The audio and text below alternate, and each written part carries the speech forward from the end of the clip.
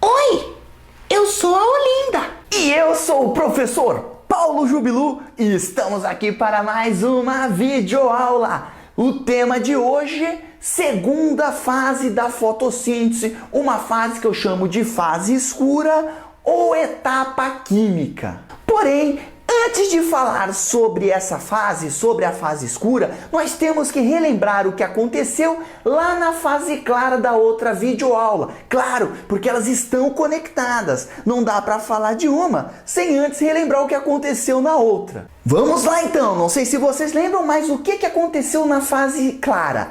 Eu peguei energia da luz do sol mais água e fiz o que? Transferi essa energia que vinha na luz do sol para moléculas carregadoras de energia, principalmente ATP e NADPH. Além disso, com a quebra da molécula de água, eu liberei oxigênio, que é esse oxigênio atmosférico que a gente está respirando. Agora, na fase escura, o que vai acontecer é um conjunto de reações químicas que precisam de energia. Só que essa energia agora, ela não vai vir da luz do sol diretamente. Na verdade, ela vai vir daquelas moléculas que estão carregando energia, o ATP e o NADPH, que foram produzidas na fase clara. Basicamente, utilizando-se dessa energia, a fase escura ela ainda pega dióxido de carbono, ou seja, o CO2 da atmosfera,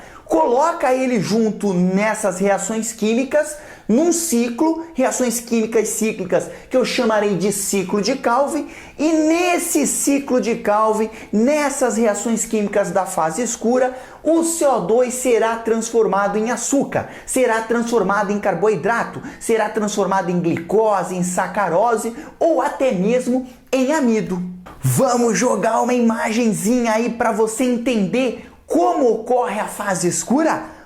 Hey Ju! Aqui está o ciclão de Calvin, claro que foi descoberto por um cara chamado Calvin, que inclusive ganhou o prêmio Nobel pela descoberta dessas reações químicas. Basicamente, moçada, o que eu quero que vocês entendam para o ciclo de Calvin, ou também ciclo das pentoses, e você já vai entender o porquê que ele é chamado de ciclo das pentoses. Mas o que eu quero que você saiba é que aqui, o CO2 ele será utilizado para a produção de açúcares, para a produção de carboidratos. Aonde é que esse ciclo se inicia? Ele vai iniciar-se quando a ribulose 1,5-bifosfato, a RuBP, que tem 5 carbonos, ela vai se unir com o CO2 que está vindo da atmosfera, que tem um carbono. Quando eu junto uma molécula de 5 carbonos com outra de 1 carbono, eu formo uma molécula com 6 carbonos, altamente instável. Quem faz a fixação do dióxido de carbono nessa molécula chamada de ribulose é uma enzima chamada de rubisco. A rubisco, é importante você saber, é a enzima, ou seja, a proteína mais abundante no planeta, é a que você encontra em maior quantidade. É ela que une o CO2 com a ribulose. Bom, o que vai acontecer? Acabei de formar uma molécula com 6 carbonos, num estágio chamado de fixação, e rapidamente essa molécula de 6 carbonos, ela vai partir-se ao meio, formando moléculas de 3 carbonos, que eu chamo de 3-fosfoglicerato ou simplesmente PGA. O que vai acontecer aqui é que essa PGA, essa molécula PGA que tem 3 carbonos, ela vai utilizar ATP, ela vai utilizar-se de NADPH, ambos, não sei se vocês lembram, produzidos lá na etapa fotoquímica da fotossíntese, ou seja, na fase clara. Então, esses ATPs e NADPH que você está vendo foram fabricados na fase anterior da fotossíntese. E aí o PGA, utilizando ATP e NADPH, se transforma em uma outra molécula com 3 carbonos, chamada de gliceraldeído 3-fosfato, ou simplesmente PGAL. Essa molécula com 3 carbonos, ela é a mais importante aqui do processo. Por quê?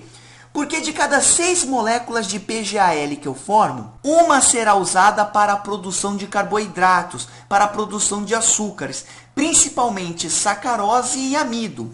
E de cada 6 moléculas, 5 continuam no ciclo de Calvin e elas voltam a se transformar, elas vão se recombinar e voltam a se transformar na ribulose, que vai se unir com o CO2 e aí o ciclo de Calvin vai continuar. Por que que é ciclo das pentoses? Porque ele inicia-se, o ciclo de Calvin inicia-se com uma molécula que tem 5 carbonos. Por isso que uma molécula, claro, que tem 5 carbonos é chamada de pentose, por isso que o ciclo de Calvin também pode ser chamado de ciclo das pentoses. É importante deixar claro que, embora a fase escura não utilize a luz do Sol diretamente para que ela possa ocorrer, ela depende indiretamente dessa luz do Sol. Por quê?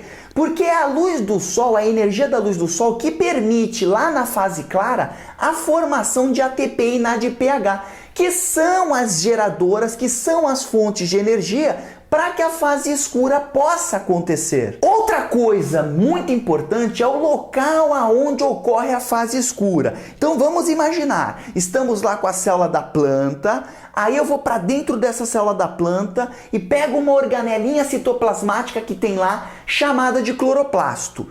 Dentro desse cloroplasto existe um espaço chamado de estroma. É nesse estroma que vai ocorrer a fase escura. Lá naquelas moedinhas, nos conjuntos de moedas que nós temos, que nós chamávamos lá, aquelas pilhazinhas de moedas que nós chamávamos de grano e o conjunto delas nós chamávamos de grana, dentro do tilacoide ocorria a fase clara. E no estroma, que é o espaço interno do cloroplasto, ocorre a fase escura. Então é fácil, né? Essa fase escura. Pegamos o CO2, juntamos com a ribulose, colocamos num ciclo de transformação dessas moléculas, transformamos então essas moléculas em moléculas com 3 carbonos que podem se reorganizar e formar novamente a ribulose para que o ciclo continue, e uma parte dessas moléculas com 3 carbonos, né, os PGALs, são utilizados justamente para a produção de açúcares, para a produção de carboidratos. Ainda está complicado? Então vamos ver uma animação. Bom, aqui está então o ciclo de Calvin. Nós temos aqui o NADPH e o ATP que foram produzidos na fase clara da fotossíntese, e eles serão as moléculas que irão fornecer energia para que as reações químicas do ciclo de Calvin possam acontecer. Eu vou iniciar o ciclo de Calvin com uma molécula que tem 5 carbonos, chamada de ribulose. Essa ribulose, tá aqui ela, ó, são 3, aqui você está vendo 3 moléculas de ribulose, cada uma com 5 carbonos, que aqui são essas bolinhas pretas, e o que vai acontecer é que elas vão se unir com o CO2. Elas se unem com o CO2, aí rola aqui uma magia, né? E elas se transformam em várias moléculas com 3 carbonos, chamadas de PGA. Essas PGAs, elas vão utilizar ATP, primeiramente o ATP, e depois elas vão utilizar o NADPH para se transformar em uma outra molécula também com 3 carbonos. É isso que você vai ver agora. Tá lá, ó, elas usam ATP, rola de novo uma bruxaria aqui, né? Então, ó, biribicatabamba, formo a PGAL, né? Ainda não formei, agora vou usar o NADPH. Vem NADPH, nós estamos te esperando, beleza. Agora mais uma bruxaria, biribicatabamba, e eu formei o PGAL. Repare que aqui eu tenho 6 moléculas de PGAL. Dessas 6 moléculas, uma vai ser reservada para a formação de açúcar, por exemplo, formação de glicose. As outras 5, elas vão se recombinar com a utilização de ATP e elas vão se transformar em ribulose novamente. Reservei uma para formar açúcar, ela sai do ciclo, mas as outras se recombinam, manda ATP, porque tem que usar energia, biribicatabamba, elas voltam a ser ribulose. E o que vai acontecer é que essa ribulose vai reiniciar o ciclo de Calvin. Ela vai se juntar novamente com o CO2, com o gás carbônico proveniente da atmosfera. Vem CO2, nós estamos te esperando. Rola mais uma bruxaria de novo, biribicatabamba. Formo várias moléculas com 3 carbonos, o PGA, que usa ATP. Rola uma bruxaria, biribicatabamba. Agora uso o NADPH, biribicatabamba. Formo novamente o PGAL. Dessas moléculas PGAL vai aqui para formar açúcar, as outras voltam a se transformar em ribulose. Olha a glicose sendo formada aqui embaixo. Oh, glicose sendo formada. Então, Esse aqui é o ciclo de Calvin. Agora eu tenho a ribulose novamente, o CO2 vai voltar aí. Uou! Mais um ciclo de Calvin bombando pra galera. A pergunta que você pode me fazer é a seguinte agora. Mas Jubão, o que a planta agora vai fazer com esse açúcar que foi produzido na fase escura? Isso é muito importante de você ter na sua mente, porque eu vejo que os alunos, eles não guardam isso, eles não entendem o que será feito com esse açúcar. Gente, esse açúcar agora, essas moléculas de açúcar, essa glicose, por exemplo, ela vai ser utilizada na respiração celular. Sim, planta faz respiração celular para a produção de ATP e planta tem sim mitocôndria. Jubão, tu tá me dizendo então que a planta fabrica açúcar para depois fazer respiração celular lá nas mitocôndrias que também estão nas células da planta para a produção de ATP? Isso mesmo, é isso que eu tô dizendo. Mas Jubão, a planta já não produz ATP lá na fase clara? Para que ela vai produzir açúcar para depois quebrar esse açúcar e produzir ATP de novo? Excepcional pergunta, aluno. O que vai acontecer, claro, a planta na fase clara, ela produziu ATP, só que ela produz muito pouco ATP. É como uma poupança, onde você põe um pouquinho de dinheiro para depois ganhar mais dinheiro. O que seria o dinheiro para a planta? O ATP. Na fase clara, ela produz um pouquinho de ATP. Usa esse ATP para fabricar carboidrato e depois ela usa esse carboidrato na respiração celular, porque aí quebrando esse açúcar, quebrando esse carboidrato lá na respiração celular, no ciclão de Krebs, ela vai produzir muito mais ATP, por isso que ela faz açúcar para depois produzir ATP. Interessante deixar claro também que na verdade, o que a planta faz é quase a mesma coisa que a gente. Só que nós para conseguirmos açúcar, nós temos que comer, nós somos heterótrofos. A planta não. Ao invés de comer, ela faz fotossíntese também para produzir açúcar. E depois, tanto os animais quanto as plantas pegam esse açúcar, jogam na mitocôndria para fazer a respiração celular. Ficou claro? É por isso que a tua avó diz que você foi lá, ganhou uma violetinha super linda, super bacana, e você diz: vovó, eu vou colocar essa violetinha no meu quarto. E a sua avó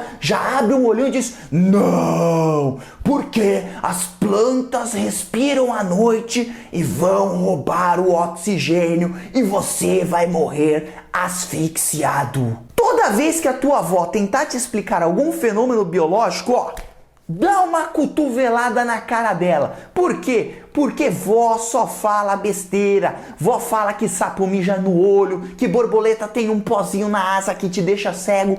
É tudo mentira. Pode dormir com a planta, é uma violeta. Só se você dormir com a floresta amazônica dentro do teu quarto é que vai dar problema. Por quê? Porque a planta ela também faz respiração celular. O que eu quero dizer é que como ela faz respiração celular, ela também vai utilizar um pouco daquele oxigênio que ela liberou na fase clara para a atmosfera. Isso mesmo, parte do oxigênio atmosférico que a planta jogou lá, ela usa novamente para poder fazer respiração celular, assim como a gente. E é por isso que a tua avó fica contando essa lorota Joe, né, para que você não durma com planta no quarto, porque você vai morrer asfixiado, menos vovó, menos vovó. Não sei se vocês repararam também, mas no processo da fase escura, o CO2 ele é retirado da atmosfera e é colocado na planta junto com carboidratos. Então isso eu chamo de sequestro de carbono. Eu retiro o CO2 da atmosfera e deixo ele dentro da planta, na forma de matéria orgânica, na forma de carboidrato, na forma de açúcar. E claro que aí você já lembra do aquecimento global. Por quê? Porque o aquecimento global, ele é produzido, ele é ocasionado pelo acúmulo de CO2 na atmosfera. Se tem planta fazendo fotossíntese, tem planta retirando esse CO2 da atmosfera e deixando ele preso dentro dela. É isso que eu chamo de sequestro de carbono. Então é isso, galera. Fotossíntese, fase clara, fase escura. A fase clara pega a energia da luz e transfere essa energia para ATP e NADPH, que são utilizados na fase escura, junto com o CO2, para a fabricação de glicose. Joga o esquema geral da fotossíntese para você dar uma olhada melhor aí. Uou! Aqui está o esquema geral da fotossíntese que, meu querido e minha querida, tem que estar muito claro na cabeça de vocês. Aqui eu tenho as duas fases da fotossíntese. As reações de claro, que utilizam a luz do sol, e as reações de escuro, ou fase escura, que não utilizam a luz do sol diretamente. Então, nas reações de claro, ou etapa fotoquímica, nós utilizamos água e nós utilizamos luz para fazer reações químicas que visavam a produção de ATP e NADPH, ou NADPH2, como ele colocou aqui. Nessas reações químicas, que eram a fotólise da água, onde a água era quebrada, e as fotofosforilações, onde eram produzidos ATP e NADPH2, eu liberava o oxigênio atmosférico. Maravilha! ATP e NADPH2, ou NADPH, produzidos na fase clara, são enviados para a fase escura. Então, o que aconteceu aqui, na verdade? A fase clara, não se esqueçam, ela pegou a energia da luz do sol e transferiu essa energia para essas moléculas, que nada mais são do que moléculas carregadoras de energia. Essas moléculas agora são mandadas para a fase escura, para que elas sirvam como fonte de energia para um conjunto de reações químicas que eu chamo de ciclo de Calvin ou ciclo das pentoses. Nesse ciclo de Calvin ou ciclo das pentoses, eu vou utilizar o CO2 atmosférico e, como resultado dessas reações, eu produzo carboidrato, eu produzo açúcar, eu produzo a glicose, que é um carboidrato, mas eu também produzo sacarose, que é outro carboidrato, e também amido, que é um carboidrato de reserva nos vegetais. Então, esse aqui é o esquema geral da fotossíntese. Isso aqui tem que estar muito claro na sua cabeça. Agora você está manjando fotossíntese. Vamos ver como ela é cobrada aí nas provas? Exercício Joe. Questãozinha da Universidade Federal do Rio Grande do Sul, 2011, fresquinha, fresquinha, se nós não estamos no ano de 2050. A fotossíntese consiste em um processo metabólico pelo qual a energia da luz solar é utilizada na conversão de dióxido de carbono e de água em carboidratos e oxigênio.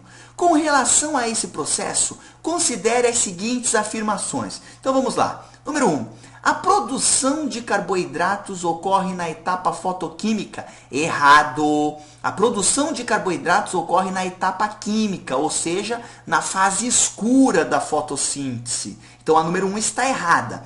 Número 2, a água é a fonte do oxigênio produzido pela fotossíntese. Perfeito, né? A água, não sei se vocês lembram, ela foi quebrada lá na fase clara da fotossíntese, numa reação química chamada de fotólise da água, e o oxigênio da água, ele é o oxigênio que é liberado para a atmosfera. Perfeito, não esqueçam que o oxigênio que você respira, ele vem da quebra da molécula de água, e não da quebra da molécula de CO2. 3.